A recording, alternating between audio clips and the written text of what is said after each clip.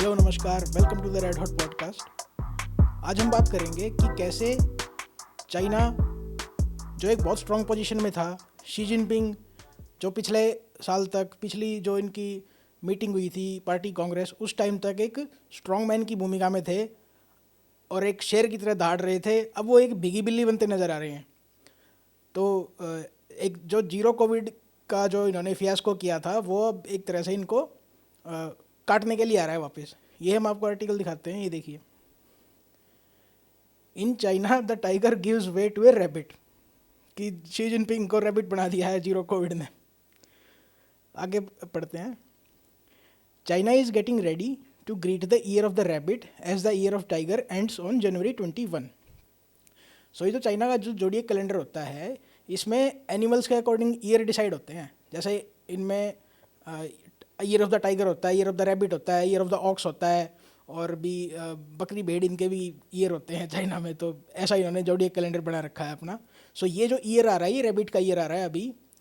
और एक कोइंसिडेंस की बात है कि पिछले साल तक जो बहुत स्ट्रांग थे शी जिनपिंग, अब उनकी पोजीशन बहुत वीक होती नज़र आ रही है। इन अक्टूबर, when Xi Jinping was elected as the party head for an unprecedented third term, the mood in the CCP seemed to be one of complete control of the situation. Party Congress के time पे ऐसा लग रहा था कि सब कुछ Xi Jinping के कंट्रोल में है और हर चीज़ को एक तरह से माइक्रो मैनेज कर रहे हैं। उनकी जीरो कोविड को उन्होंने हरा दिया है एक तरह से। चाइना में कोविड केस ही नहीं आ रहे, कुछ भी नहीं हो रहा। लेकिन अब सामने आ रहा है कि कुछ भी कंट्रोल में नहीं था। और अगर आपको पता हो तो ये इतने ज़्यादा केस आ रहे हैं कोविड के चाइना में, ये कोई एक दिन में नहीं हुआ। जब इन्होंने पार्टी कांग्रेस के टाइम पे लॉकडाउन लगा रखे थे, उस टाइम पे भी काफ़ी ज़्यादा केस आ रहे थे, लेकिन उनकी रिपोर्टिंग नहीं हो रही थी चाइना में। आगे देखते हैं। In his report to the party congress, Xi hailed the implementation of zero Covid policy, saying it had achieved significant positive results. So उस टाइम शी जिनपिंग ने छाती ठोक के कह दिया सबको पार्टी कांग्रेस में कि मैंने कोविड को बिल्कुल कंट्रोल कर दिया है, कोई कोविड नहीं चाइना में, हमने कोविड में विजय पा ली है और जीरो कोविड पॉलिसी पूरे वर्ल्ड को इससे सबक लेना चाहिए, और चाइना की साइंटिफिक पॉलिसी है और सिग्निफिकेंट पॉजिटिव रिजल्ट हैं, हमने लोगों को मरने नहीं दिया, ये है वो है। पूरा एक तरह से ताना बाना करके, ख़राब झूठी रिपोर्ट्स बना के, और एक तरह से अपने सारे जो लॉयलिस्ट थे उनको स्टैंडिंग कमेटी ऑफ पॉलिट ब्यूरो में इन्होंने एडमिट करवा दिया। अब इसके बाद क्या क्या हुआ है वो देखने, आप ये देखिए। अक्टूबर, नवंबर, दिसंबर, सिर्फ 2 महीने का टाइम गया है, और उस 2 महीने में इतने ज़्यादा चेंज हुए हैं चाइना की पॉलिटिकल सिस्टम में, या पॉलिटिकल एक तरह से जो पॉलिटिकल प्ले होता है वहाँ पे, तो उसमें काफ़ी ज़्यादा चेंज आए हैं। और सब हैरान है इस चीज़ पे कि इतनी स्पीड में चेंज कैसे आ रहे हैं। कि शी जिनपिंग के लिए जो एक जीने मरने की सवाल था जीरो कोविड पॉलिसी, वो इन्होंने ऐसे एकदम से बिल्कुल ऐसे हटा दिया जैसे था ही नहीं। सब भूल गए, उसके बारे में कोई बात ही नहीं कर रहा है जीरो कोविड पॉलिसी क्या थी। इनका असली हालात देखते हैं क्या चल रहे हैं। When Xi unveiled the standing committee of CCP politburo, the group which is to steer China in the coming years and is packed with his loyalist, it was seen as a complete triumph for the strong man, but very few saw the twist in the tale as the year of the tiger drew to a close. ऐसा लग रहा है वो tiger Xi Jinping की power को भी ले गया अब। अगर आपको याद हो तो इन्होंने हु जिनताओ को पार्टी कांग्रेस के दौरान निकाल के फेंका था, और जितने भी हु जिनताओ के रिप्रेजेंटेटिव थे उनको कोई सीट नहीं दी गई। एक ने तो यहाँ तक, उनका नाम था हु चुन हुआ शायद, उन्होंने रिज़ाइन भी किया था इसके लिए। जो जैसे क्या होता है कि सबसे ऊपर होते हैं शी जिनपिंग जनरल सेक्रेटरी, उसके नीचे होती है स्टैंडिंग पॉलिट ब्यूरो कमेटी, उसमें होते हैं 7 मेंबर, उसके नीचे होती है पॉलिट ब्यूरो कमेटी, उसमें होते हैं 25 मेंबर। तो जिस दिन पार्टी कांग्रेस थी उसी दिन 25 में से एक ने रिज़ाइन कर दिया था, 24 रह गए थे सेम डे पे। ये चाइना में काफ़ी बेइज्जती की बात होती है एक तरह से कि आपने क्योंकि इनको क्या दिखाना होता है, ऊपर ऊपर में कंसेंसस दिखाना होता है कि कोई भी दूसरा पॉइंट ऑफ व्यू नहीं है और पार्टी पूरे कंसेंसस के साथ काम कर रही है। An organic country wide protest against Covid restrictions in November took even the seasoned China watchers by surprise, as it was virtually unheard of in China. So जो वाइट पेपर रेवोल्यूशन हुआ है China में, students ने mainly protest करी थी, और वो क्या कह रहे, एक तरह से ये था वाइट पेपर रेवोल्यूशन में, खाली पेपर A4 साइज पेपर ऐसे दिखा के प्रोटेस्ट कर रहे थे कि मैं कोई पॉलिटिकल स्पीच नहीं दे रहा, कुछ नहीं दे रहा, आप मुझे बिना बात पे अरेस्ट कर रहे हो, ये दिखाने के लिए कि हमारी कोई पॉलिटिकल लीनिंग नहीं है फिर भी हमें अरेस्ट किया जा रहा है। तो वो एक तरह से साइलेंट रेवोल्यूशन था इनके खिलाफ। और शी जिनपिंग का क्या है कि इतने दिन से उनको साइन दिख रहे हैं, बाहर वाले सब लोगों को साइन दिख रहे हैं। जैसे एक मूवमेंट चली थी टांगपिंग मूवमेंट चाइना में, चाइनीज़ में बोलते हैं उसको टांगपिंग। टांगपिंग का मतलब है कि लेटने की कुछ है कि लाई डाउन फ्लैट ऐसा कुछ करके था। तो वो लाई फ्लैट मूवमेंट चल रही थी, उस पर भी कोई ध्यान नहीं दिया गया। उसके बाद मूवमेंट चली बाईलान, चाइनीज़ में बाईलान बोलते हैं और इंग्लिश में उसका मतलब है लेट इट रॉट। सो ये हैशटैग चाइनीज़ सोशल मीडिया पे ट्रेंड कर रहे थे, लेकिन इन पे कोई ध्यान नहीं दे रहा कि चाइना ने कहा हम बाईलान को बैन कर देंगे। लेकिन आप लोगों के थॉट को कैसे बैन कर सकते हो? वो तो जो उन्होंने एक बार हैशटैग उनको पसंद आ गया वो आ गया पसंद।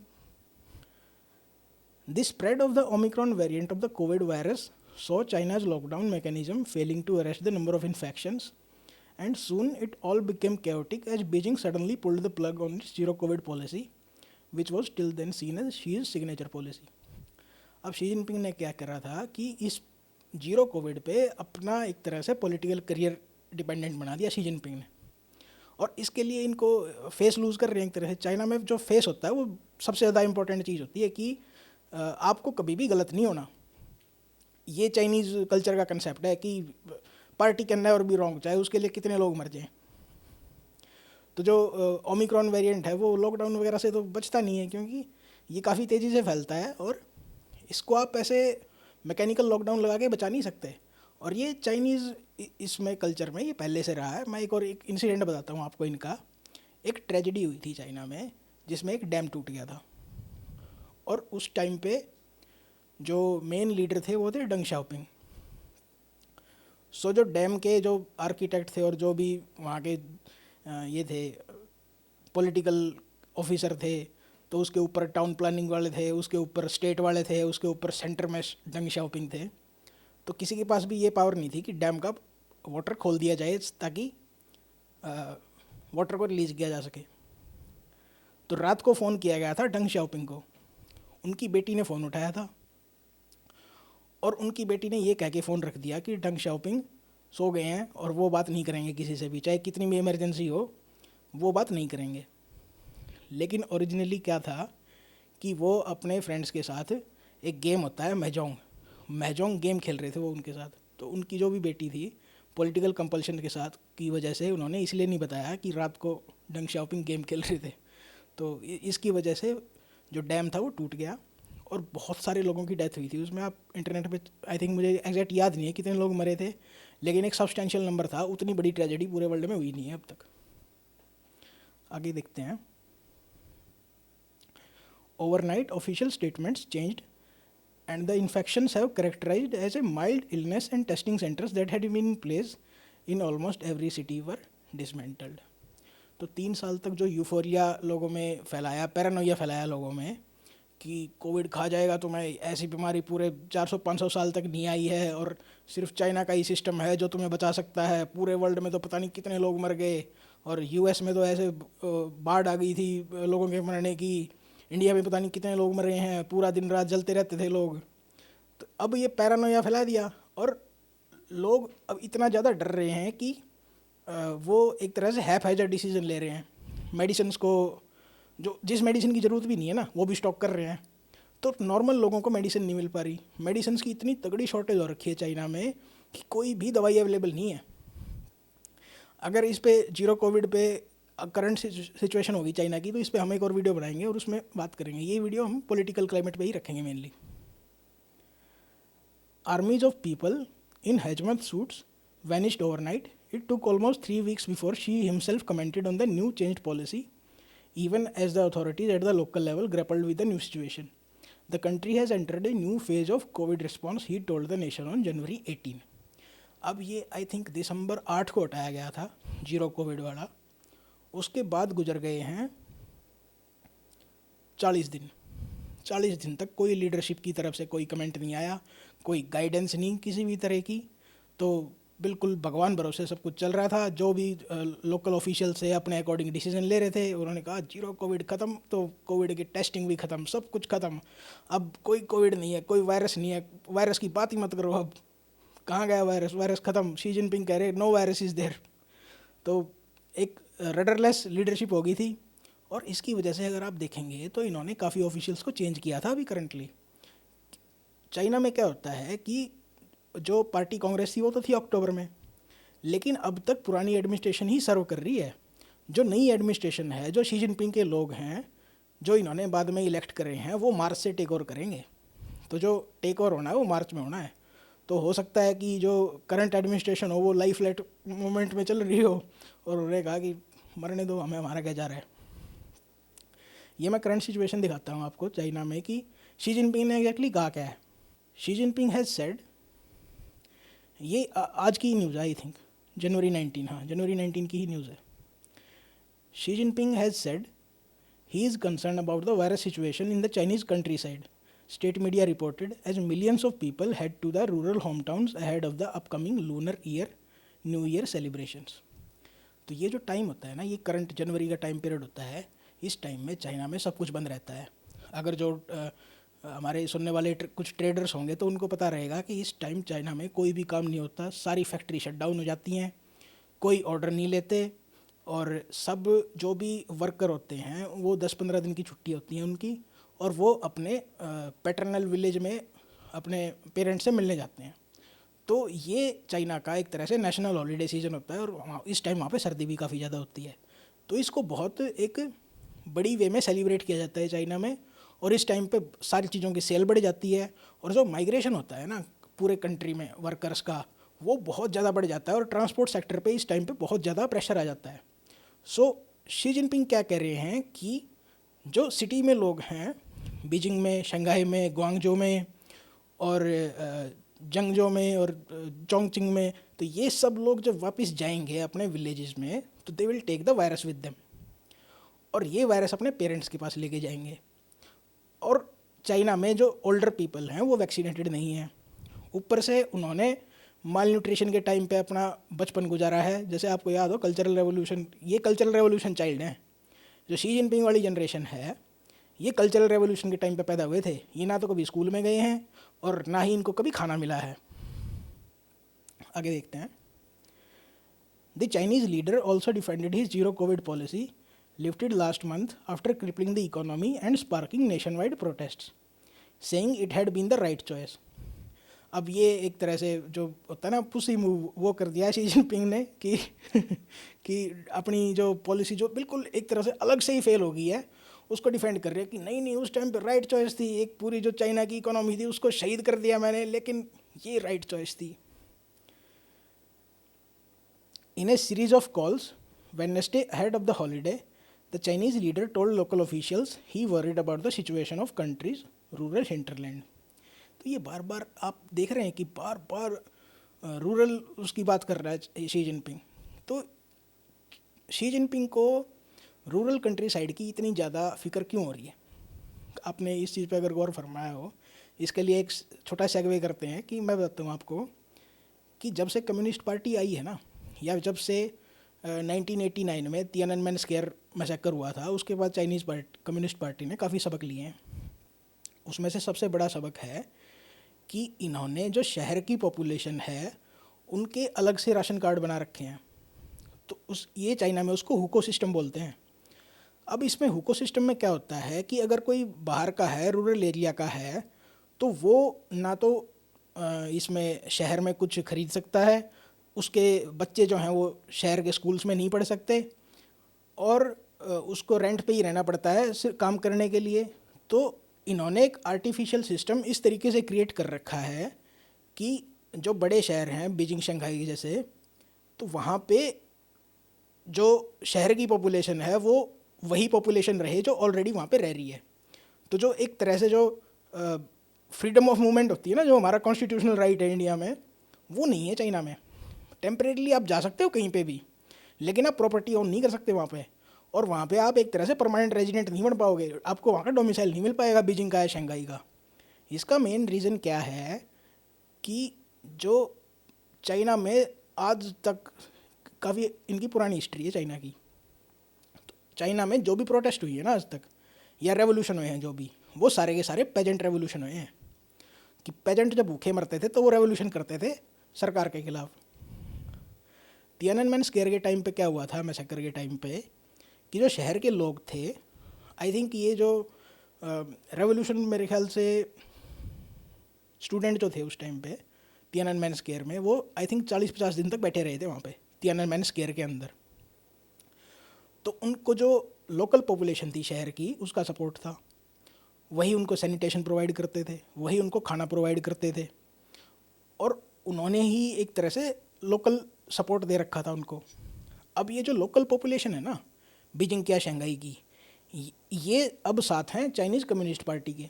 क्योंकि इनका जो एक आप कह सकते हैं कि जो इनकी आर्टिफिशियल वेल्थ है ना, जो रूरल लेबर पे टिकी हुई है, रूरल लेबर के एक्सप्लॉयटेशन पे टिकी हुई है, वो अगर चाइनीज़ कम्युनिस्ट पार्टी नहीं होगी तो वो वेल्थ चली जाएगी। दैट्स वाई अब अगर कभी भी प्रोटेस्ट होगा ना जो कि रूरल चाइना से ओरिजिनेट करेगा, तो ये लोकल पॉपुलेशन उसको सपोर्ट नहीं करेंगी। ये इनका रीज़न है हुको सिस्टम बनाने का।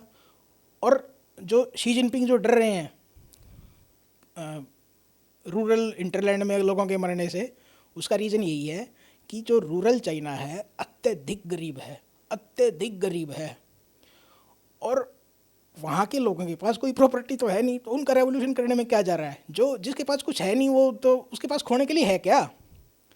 सो वही कि एक ले दे के एक जान है, वो जान भी अगर शी जिनपिंग के वायरस से जाएगी तो they will revolt. That's why she Jinping की आंखें इस तरह से फट रही हैं। आगे देखते हैं। She said he was primarily concern about rural areas and rural residents after the country adjusted it's covid response measures, state news agency Xinhua reported.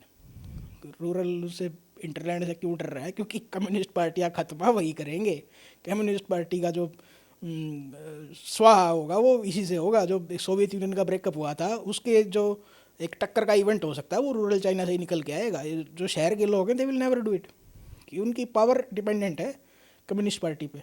She defended that tough strategy on Wednesday, insisting zero Covid has been the right choice and had allowed the country to fight several rounds of outbreaks of virus mutations.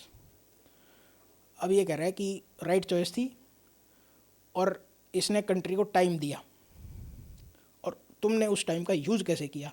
किसी भी hospital की capacity बढ़ाई, दवाइयाँ stock की तुमने, या तुमने ventilator बढ़ाए हों, या तुमने डॉक्टर की कैपेसिटी बढ़ाई हो। सब कुछ है पैजेड चल रहा है। एक और खबर आ रही थी चाइना से कि अब लोगों ने चीज़ें अपने हाथ में ले ली हैं, कि गवर्नमेंट को तो एक तरह से लोगों ने विश्वास करना बंद कर दिया है। कि जैसे ही किसी के पास मेडिसिन ख़त्म हो रही है वो अब सोशल मीडिया पे मांग रहा है कि एक ब्रूफेन की गोली दे दो, इस तरीके से। आपको अगर याद हो तो इनके जो वॉल्फ वॉरियर इन चीफ थे झाओ लीजियान, मैं उनकी फ़ोटो लगा दूंगा यहाँ पे। चाइनीज़ सोशल मीडिया पे ये खबर आई थी कि झाओ लीजियान बीमार हुए थे अभी, और वो अगर आपने देखा हो तो उनकी मेरे ख्याल से पिछले 1-1.5 महीने से कोई भी कॉन्फ्रेंसिंग नहीं आ रही। अदरवाइज़ फॉरेन पॉलिसी की जो भी कॉन्फ्रेंस होती थी वो झाओ लीजियान ही एड्रेस करते थे। इसके बाद उनकी एक आई थिंक और स्पोक्स पर्सन है माओ निंग, तो माओ निंग ही आ रही हैं अभी काफ़ी दिन से। तो झाओ लीजियान की वाइफ ने चाइनीज़ सोशल मीडिया पे रिक्वेस्ट करी थी कि मेरे पास मेडिसिन नहीं है, और ये जो झाओ लीजियान है ये 5-6 दिन से बुखार में तप रहा है, कोई मेडिसिन दे दो इसको। तो फिर एक पड़ोसी ने उनको मेडिसिन दी, और तब हो अभी भी वो अपनी जॉब पे वापस नहीं आए हैं झाओ लीजियान, क्योंकि टीवी पे तो उनको देखा नहीं गया है अभी तक, टीवी पे या कॉन्फ्रेंस पे या चाइनीज़ सोशल मीडिया पे। सो हो सकता है कि काफ़ी एक तरह से कमज़ोर हो गए हों, या फिर चाइना में पता नहीं चलता कुछ भी, वो बस आपको पीसीज वो करने पड़ते हैं, इकट्ठे करने पड़ते हैं। आगे देखते हैं आर्टिकल को। This sudden lifting of all restrictions left Chinese hospitals swamped with patients, as those infected could not even find a testing center and had to rely on the nearest health facilities. As the vaccination rate among those aged over 80 was less than 60%, even Chinese officials were worried that over 1 million deaths would be caused by COVID by April. So जो एकदम से इन्होंने restriction हटाई हैं Covid पे से, कि अब कंट्रोल में तो वैसे नहीं आ रहा, सो ये जो रिस्पॉन्सिबिलिटी है, ये जो लोगों के मरने की, लोग तो मरने थे वैसे भी, चाहे जीरो कोविड होता चाहे जीरो कोविड ना होता, तो इसको इन्होंने एक तरह से रिस्पॉन्सिबिलिटी जो है वो उन स्टूडेंट्स पे डाल दी है जिन्होंने वाइट पेपर रेवोल्यूशन किया था ना, कि कोविड को खोल दो, रिस्ट्रिक्शन को खोल दो, हम नहीं मानते कोविड रिस्ट्रिक्शंस को। तो इन्होंने कोशिश करी है कि मॉरल रिस्पॉन्सिबिलिटी उन स्टूडेंट्स पे डाल दी जाए कि बुढ़ों के मरने का कारण ये है। अभी चाइना में क्या होता है कि लोग ना काफ़ी टाइम तक जीते हैं, मतलब उनकी जो आई थिंक जो एक तरह से मैक्सिमम एज है, एक एवरेज एज है, इंडिया से काफ़ी ज़्यादा है उनकी। Officials then suspended reports on daily infection numbers, which prompted the World Health Organization to plead for more transparency and valid data on the disease situation. फिर इन्होंने केस काउंट करना ही बंद कर दी। काउंट नहीं होंगे तो कोई बता कैसे पाएगा कितने लोग मरे हैं। क्या होता है कि अभी तो करंटली वीडियो दिख रही है लोगों को कि भाई हॉस्पिटल भरे पड़े हैं, सब कुछ भरा है, लेकिन ये जो सप्रेशन ऑफ डेटा हो रहा है ना, ये अगले 2-3 साल के लिए हो रहा है। राइट नाउ इसको कोई नहीं मानेगा, लेकिन बाद में जो चाइनीज़ गवर्नमेंट होगी वो ये कहेगी ये देखो ऑफिशियल सोर्स, कोई कोविड का केस नहीं आया। तो जो भी ये डेटा मैनिपुलेशन होता है ना, ये फ्यूचर के लिए होता है, फ्यूचर जनरेशन्स के लिए होता है। जो करंट में जो लोग ऑब्जर्व कर रहे हैं उनको तो पता है, लेकिन उनके पास माइक नहीं है चिल्लाने का, और चाइनीज़ गवर्नमेंट के पास माइक है चिल्लाने का। तो वो सब लोगों को कन्विंस कर सकते हैं नहीं नहीं नहीं मरे लोग, ये तो बुरा सपना था, एक ये तो अमेरिका की साजिश है और पता नहीं किस किस की साजिश है, जापान की भी साजिश है। आगे देखते हैं। The relentless pursuit of zero COVID policy also caused some serious setbacks to the Chinese economy. From a position of projected rise as the foremost economy overtaking the United States by 2030, the gap between the two top economies widened further as the Chinese economy stalled over the last 3 years. The Japan Center for Economic Research said last month that China's nominal GDP is unlikely to surpass the US in the next few decades due to Beijing's strict adherence to its zero COVID policy and other related headwinds. So ये कह रहे हैं zero Covid policy ने जो Chinese economy उसका भट्ठा बैठा दिया, कि जो चाइनीज़ इकोनॉमी एक तरह से कन्फर्म था कि ये यूएस को टेक ओवर कर ही लेंगे, अब चाइनीज़ इकोनॉमी की जो हेल्थ है उस पर सब डाउट कर रहे हैं, क्योंकि एक सबको ये पता है कि चाइना बहुत ज़्यादा लेवरेज्ड है, और जो इनकी रियल एस्टेट कंपनीज थी इनका तो आपने देखा ही होगा कैसे इन्होंने डिफ़ॉल्ट किया है डॉलर बॉन्ड्स पे और इस पे। सो चाइना क्या सोच रहा है कि जो यूएस के और यूरोप के जो हेज फंड्स हैं या उनके पेंशन फंड्स हैं, तो उनका मैक्सिमम जो कैपिटल है वो चाइना में इन्वेस्टेड है। तो चाइना को ये लग रहा है कि अपनी स्किन बचाने के लिए ये चाइनीज़ इकोनॉमी को डूबने नहीं देंगे।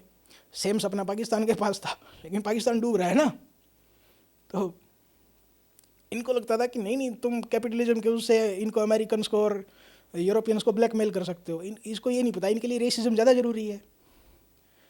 जो वाइट हैं, वाइट रेस अपने आप को मानते हैं, उनके लिए सबसे पहली प्रायोरिटी रेसिज्म है। कैपिटलिज्म उसके बहुत बाद आता है। कैपिटलिज्म को तो ये वॉर के एक सब्स्टिट्यूट के रूप में यूज़ करते हैं। Racism is the first priority. आगे देखते हैं। It was not just the COVID policy that underwent changes. Soon, other policies that bore Xi Jinping's signature were also getting tweaked, like his crackdown on tech giants. China's video games regulator started granting licenses to new games, which had been on hold for months, while the ride-hailing app Didi was also allowed to resume new registrations. Curbs on real estate funding are being eased, and Beijing is now reportedly working on a 450 billion yuan plan to prop up the troubled sector. अब इसको एक एक करके बात करते हैं इसके बारे में। सबसे पहले ये बात कर रहे हैं कि जो शी जिनपिंग का सिग्नेचर प्लान था वो था जो इसने अलीबाबा पे, टेंसेंट पे और इन पे क्रैक डाउन किया था, और इनसे सबसे हाथ जुड़वाए थे कि तुम वो करो, प्रोस्पेरिटी, कॉमन प्रोस्पेरिटी पे ध्यान दो, और तुम अब क्या कहते हैं कैपिटलिज्म को छोड़ दो, प्रॉफिट सीकिंग को छोड़ दो, और तुम समाज सेवा पे ध्यान दो, हम वेल्थ को रीडिस्ट्रीब्यूट करेंगे, और ये है वो है, और इकोनॉमी ऐसे ही चलती रहेगी, ये तो गिवन है, चाइना इज इकोनॉमिक पावर। अब वही बात होगी, वो अनपढ़ लोग यही करते हैं। इनकी जो इनसाइडर हैं वो ये बता रहे हैं कि शी जिनपिंग को बिल्कुल कुछ नहीं आता, वो अव्वल दर्जे का अनपढ़ है।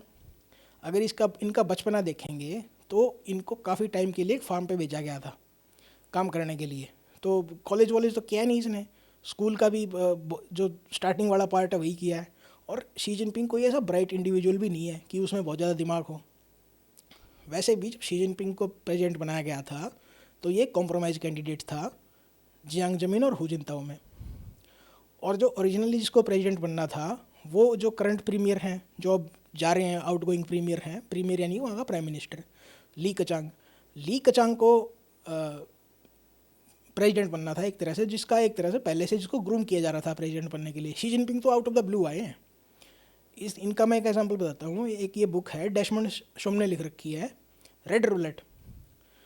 उसने लिखा हुआ है कि वो शी जिनपिंग से मिला था। शी जिनपिंग और उनकी वाइफ से भी उसकी काफ़ी बार मीटिंग हुई थी बिजनेस के सिलसिले में, क्योंकि पॉलिटिक्स में तो काफ़ी टाइम से हैं शी जिनपिंग। सो जो भी इंफ्रा से रिलेटेड उसको कुछ बात करनी होती थी, जैसे शी जिनपिंग आई थिंक कुछ स्टेट्स के जनरल सेक्रेटरी भी रहे हैं पहले, तो उसकी मीटिंग एक दो बार शी जिनपिंग से हुई थी। तो उसने बुक में ये लिख रखा है कि शी जिनपिंग जो हैं वो चुपचाप बैठे रहते हैं, ज़्यादा इनपुट नहीं देते या आउटपुट भी नहीं देते हैं। तो उसको ऐसा लग रहा था कि इनको या तो आधी बातें समझ में नहीं आती, या समझ में आती हैं तो मतलब इनका मतलब अपना कुछ अलग ही निकालते हैं वो। तो एक तरह से अंधों में काना राजा वाली बात है। और ये जो है चाइना में अभी करंटली क्या चल रहा है कि एक ब्रॉड लेवल पे देखेंगे तो वहाँ पे 3 फैक्शन थी चाइनीज़ कम्युनिस्ट पार्टी में। शी जिनपिंग की फैक्शन, जिसको प्रिंसलिंग फैक्शन बोलते हैं, इसमें वो लोग हैं जो ओरिजिनल कम्युनिस्ट जो लीडर थे उनके सन डॉटर या फिर ग्रैंड डॉटर, उनको रेड प्रिंसलिंग बोलते हैं। फिर फैक्शन था जियांग जमीन फैक्शन, इसको शंघाई फैक्शन भी बोलते हैं। इसमें मेनली शंघाई के लोग थे। जियांग जमीन उनके जो नंबर 2 थे जंग चिंगहोंग। तीसरी फैक्शन थी Hu Jintao faction. Hu Jintao faction जो है वो कम्युनिस्ट लीग से आती है, कम्युनिस्ट यूथ पार्टी लीग से आती है। सो पहले तो शी जिनपिंग ने लड़ाई छेड़ रखी थी शंघाई फैक्शन के खिलाफ, जियांग जमीन के खिलाफ। तो इनको पर्ज किया जा रहा था। ये ऐसी हेडलाइन आ रही थी ना कि शी जिनपिंग टाइगर्स का शिकार कर रहे हैं। तो ये हेडलाइन जब ये करप्शन फ्री और ये चला रहे थे ना, करप्शन फ्री मूवमेंट, और ये पता नहीं कितने लाख इन ऑफिशियल्स को इन्होंने जेल में डाला था, वो बड़ी बात थी। इस पार्टी कांग्रेस में क्या हुआ है कि इन्होंने डायरेक्ट पंगा ले लिया है हु जिनताओ फैक्शन से। हु जिनताओ क्या है कि जो आइडियोलॉजी डिपार्टमेंट है चाइना का, इनका कम्युनिस्ट स्कूल है एक, जहाँ पे बड़े लीडर्स को भी भेजा जाता है, चाहे कोई भी किसी भी लेवल का लीडर हो, लेकिन हर कुछ टाइम में उसको वहाँ पे जाके एक री एजुकेशन लेके आनी पड़ती है। मतलब एक ट्रेनिंग जो मिड लेवल ट्रेनिंग होती है ना, कि भाई on the job training type की चीज़ें, कि चाहे आप कितने भी सीनियर हो लेकिन ट्रेनिंग के लिए जाना पड़ेगा आपको। तो वो जो स्कूल है ना, उसके हेडमास्टर हैं हु जिनताओ। तो हु जिनताओ की जो फॉलोइंग है स्मॉल रैंकिंग ऑफिशियल्स में वो बहुत ज़्यादा है। अब करंटली क्या हो रहा है कि जो लोअर रैंकिंग ऑफिशियल्स हैं वो शी जिनपिंग को सैबोटाज कर रहे हैं। That is what is happening now. इसलिए आपको एक क्रैक्स आते दिख रहे हैं चाइना में, और ऐसा लग रहा है कि ये पाकिस्तान तो नहीं है। एक जो वेल ऑयल्ड मशीनरी होती थी चाइना की, वो ऐसा लग रहा है बिखर रही है, बिल्कुल ब्रिटल हो गया है चाइना एक तरह से। आगे देखते हैं। जो इन्होंने शी जिनपिंग के भी कुछ दिन पहले स्टेटमेंट आई थी कि हम ना इनको जो टेक जाइंट्स थे अली बाबा और ये, हम इनको वो करेंगे, एनकरेज करेंगे कि नई से नई चीज़ें बनाएं और ये बनाएं। तो पहले क्रैकडाउन क्यों करा था उन पे? जैक मा को भगा दिया, एवर ग्रैंड वाले को भगा दिया, 10 सेंट वाला खुद वो ले गया, बाल वाल कटवा के साइकिल पे घूम रहा है, वो बाबा बनने की सोच रहा है वो। China's video games regulator started granting licences to new games. China जो है वो वर्ल्ड का सबसे बड़ा मार्केट था ऑनलाइन गेम्स का। इन्होंने टोटली बंद कर दिए गेम्स, कि हम अलाउ करेंगे कि कोई भी एक फ़ोन पे कितनी देर तक गेम्स चल सकते हैं। ये इन्होंने रेगुलेशन लगाई थी। और जो गेम होगा वो पूरा एक तरह से सेंसर हम करेंगे पहले, अब उसको भी हटाया जा रहा है। ये सिग्नेचर पॉलिसी है शी जिनपिंग की। और एक चीज़ थी Xi Jinping thought, school college में सब में सब्जेक्ट इंट्रोड्यूस कर दिया था कि ये मैंडेटरी सब्जेक्ट है और ये सबको पढ़ना ही पढ़ना है। जैसे वो माओ की रेड बुक होती थी ना, शी जिनपिंग थॉट वैसे ही लगा दिया था। अब वो कहाँ है शी जिनपिंग थॉट, किसी को नहीं पता। एक ऐप राइड हेलिंग ऐप थी, जैसे ये ऊबर ओला होती है ना, ऐसे ही दीदी ऐप थी, दीदी चुकसिंग नाम से। अब उसको नए कस्टमर लेना अलाउड कर दिया है।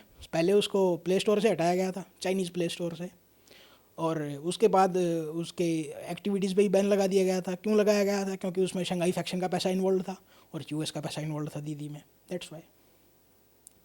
Curbs on real estate funding are being eased and Beijing is now reportedly working on 450 billion yuan plan to prop the troubled sector.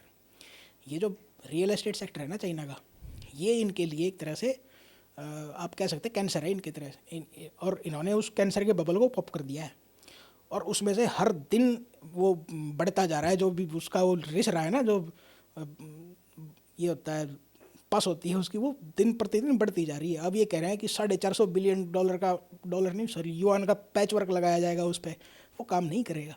चाहे आप 4,500 बिलियन युआन लगा लो, चाइनीज़ रियल एस्टेट सेक्टर अब bounce back नहीं करने वाला। जो crackdown किया था इसने, आई थिंक उसको 1.5 या 2 साल हो चुके हैं। जो बिल्डिंग उस टाइम पे बननी रुक गई वो रुकी हुई हैं। अगर आपने किसी रियल एस्टेट सेक्टर वाले से बात करी हो, बिल्डिंग एक बार रुक गई ना, उसको स्टार्ट करने में उतनी कॉस्ट लग जाती है, क्योंकि सारी मशीनरी आपको लेके वहाँ उस साइट पे लेके आनी पड़ती है, और आपको दोबारा रिकंडीशन करना पड़ता है। जो भी आपने कंक्रीट लगाया होता है या फिर जो भी आपने लोहे के जो भी आइटम लगाए होते हैं उसमें सरिया वरिया और ये, और लेबर आपको दोबारा लेके आनी पड़ती है वहाँ पे सारी, तो वो कभी भी इकोनॉमिकली वायबल नहीं होता। अब ये पैसे डाल देंगे उसमें, लेकिन जो रियल एस्टेट के प्राइस हैं वो तो कॉन्स्टेंटली डाउन जा रहे हैं। तो अगर लेट से कोई फ्लैट तैयार होता है 50 लाख का, बिकेगा 20 लाख का, 30 लाख कौन भरेगा? Xi Jinping. देखते हैं कौन भरेगा। Xi has touted commons prosperity as a cornerstone of his government policies, and tech giants like Alibaba announced $100 billion investment to make his dream of the society sharing wealth more equitably come true. After Beijing started changing tack on its key policies, state media also seems to have lost its penchant for trumpeting the commons prosperity goal. अब जितनी भी जो भी state जो government newspaper है उन्होंने भी बात करनी बंद कर दी है कॉमन्स प्रॉस्पेरिटी की। भाई ये जो कम्युनिस्ट का जो ये होता है कि अमीरों से पैसा लो गरीबों को दे दो, ये ज़्यादा दिन नहीं चलता। ये चूरण ये 1-2 साल ही चलता है, उसके बाद अमीर वहाँ पैसा ख़त्म हो जाता है, क्योंकि गरीब तो कुआं है, वो तो खाते रहेंगे, कितना ही दे दो उनको। जब तक आप स्किल्स इम्पार्ट नहीं करोगे ना लोगों में, या कल्चर को इम्प्रूव नहीं करोगे, आपको एक सिस्टम बनाना होता है, सेल्फ स्टार्ट सिस्टम, कि ऑटोमेटिकली उसमें से आपके पास स्किल्ड आदमी निकलने चाहिए। आप ये नहीं कर सकते कि मैं इस मशीनरी में ग्रीस डालता जाऊंगा अच्छे से काम करती रहेगी, नहीं, ऐसा नहीं होता। On the global stage, China seems to be shedding the wall for diplomacy and adopting a more accommodative tone, while signaling a willingness to talk with the US on issues like climate change and global trade. Beijing has also indicated it would soon lift some of its unofficial trade bans imposed on Australian goods. आपको याद हो इन्होंने Australian कोल पे और Australian wheat पे, Australian beer पे, और भी कुछ ऑस्ट्रेलियन गुड्स थे। I think wine, Australian wine भी थी, ऑस्ट्रेलियन वीट भी था। इन पे सब पे इन्होंने बैन लगा दिया था। ये कहा कि मैं एग्जैक्ट स्टेटमेंट बताता हूँ आपको। इसने कहा था ऑस्ट्रेलिया ना हमारे जूते के नीचे चिपकी हुई च्युइंग गम है,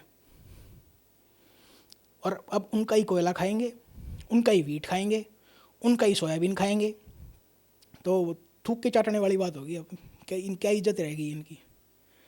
ज़रूरी था इतनी बड़ी बड़ी बातें करना जब तुम्हारे बस की नहीं थी तो। But it is foolhardy to assume that Beijing a making a U turn in all key policies it had been pursuing until recently. Its crackdown on November protesters continues, according to Chinese social media posts. While the CCP continues to choke Hong Kong, depriving it of most of the autonomy of the global financial center had enjoyed. On the Indian border, intrusions into Indian areas continue, while its military posturing over Taiwan airspace goes on unabated. ये कह रहे हैं कि China की policy only surface पे change हुई हैं, जो उनका बोलने का तरीका है सिर्फ वो चेंज हुआ है। ऑन द ग्राउंड जो वो कर रहे हैं वो सेम वही कर रहे हैं जो वो पहले कर रहे थे। जो भी ये विच हंट चल रहा है, जो नवंबर प्रोटेस्ट हुआ था ना, जो वाइट पेपर रेवोल्यूशन जिसको बोल रहे थे, उनके खिलाफ विच हंट चल रहा है कि खोद के निकालो कौन कौन थे वो लोग। उसके अलावा हांगकांग को वैसे ही प्रेशराइज किया जा रहा है, क्लोज किया जा रहा है हांगकांग को। हांगकांग के स्टॉक मार्केट को पूरी तरह से टेक ओवर किया जा रहा है। वहाँ पे जो भी प्रोटेस्ट वगैरह चल रही हैं उनको दबाया जा रहा है। उनके जो हांगकांग के मीडिया आउटलेट हैं सबकी बैंड बजा दी गई है, कोई भी कुछ भी पब्लिश नहीं कर पा रहा। हांगकांग की पॉलिटिकल एस्टेब्लिशमेंट को पूरी तरह से कब्जे में कर लिया गया है, और इंडिया में इंट्रूजन इनकी चली रही हैं, लड़ना है नहीं, आर्मी को यहाँ पे बिठा रखा है। तो ये जो सब चीज़ें निकल के आती हैं, ये उस चाइनीज़ डॉक्ट्रिन जो है डिसेप्शन की, ये डिसेप्शन को सबसे बड़ा अपनी स्ट्रेंथ मानते हैं एक तरह से। और जो लोग ये कहते हैं ना चाइना इतनी आगे की सोचता है, चाइना को दूसरे कल्चर्स के बारे में पता है, मैं काफ़ी टाइम से स्टडी कर रहा हूँ चाइना पे। मैंने देखा इनको घंटा नहीं पता किसी के बारे में। चाइना को ये लगता है कि जो चाइना के अंदर डिसेप्शन की डॉक्ट्रिन चलती थी वो बाहर भी चलेगी। इनको ऐसा लगता है कि वॉर कभी भी टैक्टिकल नहीं होगी। इनको ऐसा लगता है कि तुम हमेशा सामने वाले को प्रोवोक करने से बच जाओगे। लेकिन वर्ल्ड स्पेस पे काम नहीं करता। उनका क्या है, एक बार कर लिया, 2 बार कर लिया, तीसरी बार ये कहेंगे इनकी तो आदत हो गई है, अब इसको एक बार ठोकेंगे ताकि इनको 100 साल याद रहे। ये वेस्ट का, ये इंडिया का, और आई थिंक मेनली यही है। इनकी डॉक्ट्रिन ये है कि 1-2 बार तो चलो गलती से हो गया, तीसरी बार ये देखते हैं इनकी आदत हो रखी है कि अब इनकी हिस्ट्री बुक्स में एंट्री करवाते हैं कि इस चाइनीज़ प्रोवोकेशन का ये रिस्पॉन्स होता है, कि इनके पास एक टेम्पलेट रहेगा कि ऐसा ऐसा करने से ऐसा ऐसा होता है। सो जितना भी चाइना प्रोवोकेशन कर रहा है उसके लिए और सभी बहुत ही टैक्टिकल तरीके से तैयारी कर रहे हैं, जो कि मुझे नहीं लगता जो चाइना की बस की है झेलना। कि इनके पास मिलिट्री तो है लेकिन लड़ने वाले लोग नहीं हैं। इस पे हम एक दिन और वीडियो बनाएंगे और मैं आपको एग्जैक्टली बताऊंगा what I mean by it, कि इनके पास लोग क्यों नहीं है, इनके पास ट्रेंड मैन पावर क्यों नहीं है, इनके पास ना तो पायलट हैं, ना इनके पास नेवी के लोग हैं जो इनके शिप्स को मैन कर सकें, ना इनके पास ये जो एयरक्राफ्ट कैरियर है इस पे प्लेन है, इनके सबमरीन ढंग से काम नहीं करती, बहुत ज़्यादा आवाज़ करती है, पकड़ी जाती हैं कहीं भी। इनके एयरक्राफ्ट कैरियर पे स्टेल्थ टेक्नोलॉजी नहीं है, इनका एयरक्राफ्ट कैरियर को पता नहीं चलता कोई इसका पीछा कर रहा होता है। तो खाली डब्बे तो बना रखे हैं बहुत सारे, J-15, J-16, J-17, J-18, dragon और ये और वो, शेंडोंग ये, लेकिन ढंग से काम कुछ नहीं करता। जो स्पेसिफिकेशंस में लिखा हुआ है उसके अकॉर्डिंग काम नहीं करते वो। ये दिक्कत है कि कागज़ पे तो सारे टिक लगे हुए हैं कि हाँ स्टेल्थ भी है, ये भी है, वो भी है, लेकिन जब टैक्टिकल वॉरफेयर में आएगा तो वो ज़रूरी नहीं कि काम करेगा। और अब जो भी लोग ये सोचते हैं ना कि ये नहीं नहीं this is not the, prime minister Modi ने कहा था this is not the era of war, वो सिर्फ कहने की बात थी। आप मिलिट्री प्रोक्योरमेंट देखिए इंडिया की, जो हमने राफेल लिए हैं नेवी के लिए, एयरफोर्स के लिए, उनकी मारक क्षमता काफ़ी ज़्यादा है और वो दूसरी एयरफोर्स को तहस नहस करने के लिए लिए गए हैं, वो दिखाने के लिए नहीं लिए गए। पाकिस्तान से पूछिए उनके J-16 के साथ क्या क्या हुआ है। बहुत कम फ्लाइट में ही एयर फ्रेम में क्रैक आ जाता है, कॉकपिट की जो ये कैनोपी होती है ना वो उड़ जाती है, पायलट वहाँ देख रहा होता है कि क्या करूँ, सांस लूँ ना लूँ, क्या करूँ, मरूँ तो नहीं गा मैं प्रेशर से। ये J-16 है चाइना का। एयर डिफेंस सिस्टम देखिए, पाकिस्तान ने प्रूव कर दिया है कुछ पकड़ में नहीं आता उसके। मिलिट्री सिचुएशन पे फिर कभी बात करेंगे, अभी हम पॉलिटिकल पे ही रहते हैं। The OPEC political system of the Chinese communist party seldom lets the outside world know what is happening in its corridor of power, and it may be decades before any solid evidence emerges about what prompted the current changes in Chinese policies. Even some of the seasoned China watchers are now left scratching their heads about the rapid changing being rolled out by Beijing. All one can be sure of right now is that tiger has given way to the rabbit, कि Xi Jinping tiger से rabbit बन गए हैं, at least on the Chinese zodiac calendar. Conclusion ये है, और मेरी theory ये है, मेरी एनालिसिस ये है कि जो यूथ लीग फैक्शन है वो कोऑपरेट नहीं कर रही शी जिनपिंग की एडमिनिस्ट्रेशन के साथ, और जो दिमाग वाले लोग हैं वो यूथ लीग फैक्शन के ही हैं सारे। शी जिनपिंग फैक्शन के सारे मोटे दिमाग के लोग हैं। कभी मैं एक वीडियो आपको अलग से बनाऊंगा कि जो स्टैंडिंग पोलिट ब्यूरो कमेटी में जो इन्होंने शी जिनपिंग ने सबमिट करे हैं 6 लोग, सारे के सारे शी जिनपिंग के टट्टू हैं। वो ऐसे लोग हैं जिन्होंने डायरेक्टली शी जिनपिंग के अंडर काम किया है पहले पास्ट में, और हाईली इनकम्पिटेंट लोग हैं। उनका ट्रैक रिकॉर्ड है। एक तो जो शंघाई का ये था जनरल सेक्रेटरी, उसको स्टैंडिंग पोलिट ब्यूरो कमेटी में लिया है। शंघाई का उसने ऐसा भट्ठा बैठाया था कोविड-0 के नाम पे कि हर चीज़ तो उसने एक तरह से ग्राउंड में लगा दी थी। शंघाई वर्ल्ड की सबसे, एक तरह से आप कह सकते हो सबसे मॉडर्न सिटी है शंघाई, और उसने जो शंघाई की इकोनॉमी की बैंड बजाई ना, आप मानोगे नहीं।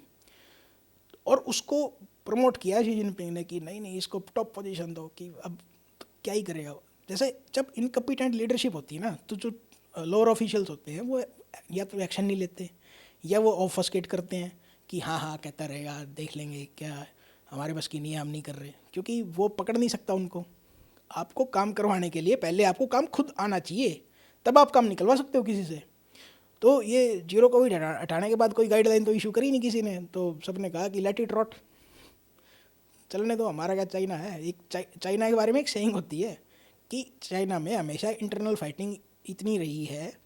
एक सेइंग कहते हैं कि 2 men on a horse back can conquer China, कि घोड़े पे बैठे हुए 2 लोग पूरे चाइना को कनकर कर सकते हैं। वैसे तो मजाक में होती है सेइंग, लेकिन कभी कभी ये लागू होती है। जैसे आप एग्जांपल देखेंगे ना, इसके एग्जांपल हैं एक्चुअली, ये जो सेइंग होती है ऐसे ही नहीं बनती, ये 80-90% केसों में फिट बैठती हैं।